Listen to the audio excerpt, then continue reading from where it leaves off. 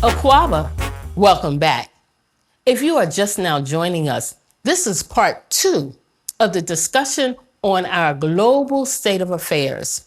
As stated in part 1, while it is important to highlight our heritage, our connections, and various lessons, it is equally important to assess where we are now as a global people.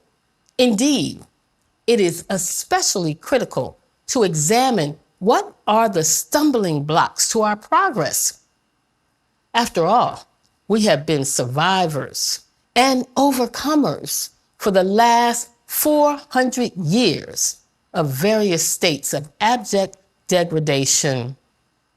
In part 1, I shared a number of profound quotations regarding our state of affairs as it relates to our miseducation, beginning with Dr. Carter G. Woodson, and then expounded upon by Dr. Asa G. Hilliard III.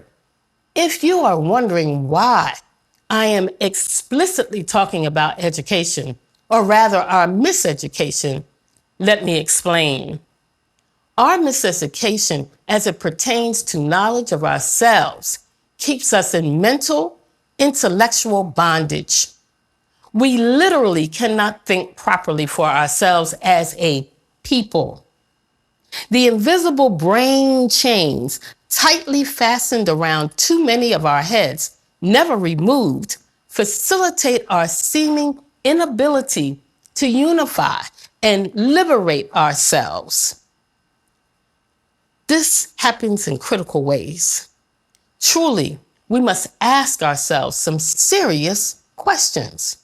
For example, why are so many of our young people caught up, visionless, and incarcerated? Don't they know that their anger that they unleash on our own helps to keep white supremacy in place? Do they not know they are the progeny of kings and civilization builders? Do they not know they were born with genius, but it is up to them to grow themselves? Who's supposed to tell our young men this life-saving, transformative information? Alas, if you think education has nothing to do with this tragic situation, let me repeat the words of Dr. Woodson, writing in his 1933 book, but using the language of 2023 as to make the statement as plain as possible. No systematic effort toward change has been possible for taught the same economics, history, philosophy, literature, and religion, which have established the present standard of living. The Black mind has been brought under the control of the oppressor. When you control a man's thinking, you do not have to worry about controlling his actions. The problem of holding Black people down, therefore, is easily solved. To be absolutely clear, the information that our young people are taught, both in school and through religion and the media, has brought our young people under the near complete control of the oppressor. They learn about Greek philosophy, but not African philosophy.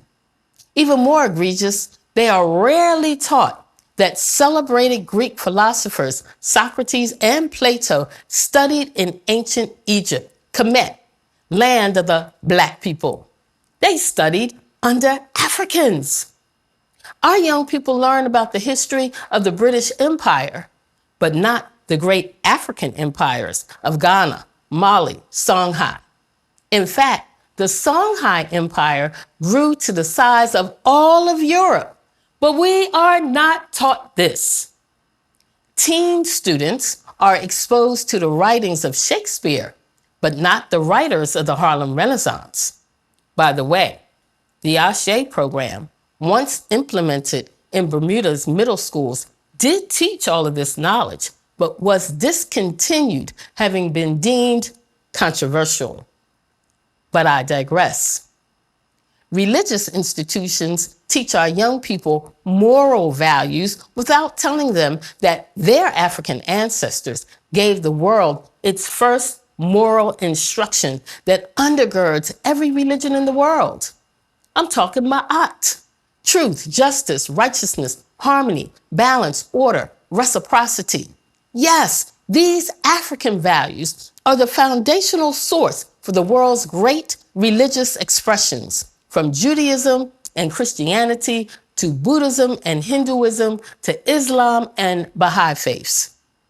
If the knowledge of religion helps to develop one's thinking, how would Black people's liberation be forwarded with the image of Jesus the Christ as described in the Bible? Bronze skin with hair of sheep's wool. Lord have mercy. As my pastor would say, I'm coming down your street, so just say amen. According to Dr. Hilliard, we have a truth problem with history curriculums and textbooks. The information that our children receive in school is a dastardly combination, and to quote Baba Asa, negligent with distortions and falsehoods. And let me add, deliberate omissions.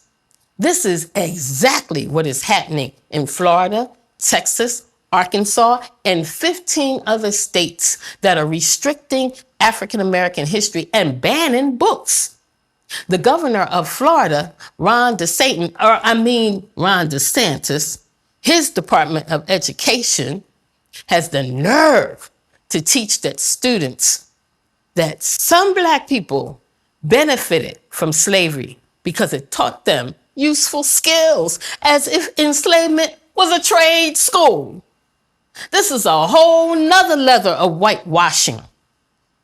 Brother Malcolm could not be more correct when he said, only a fool would let the enemy teach his children. So what should be taught?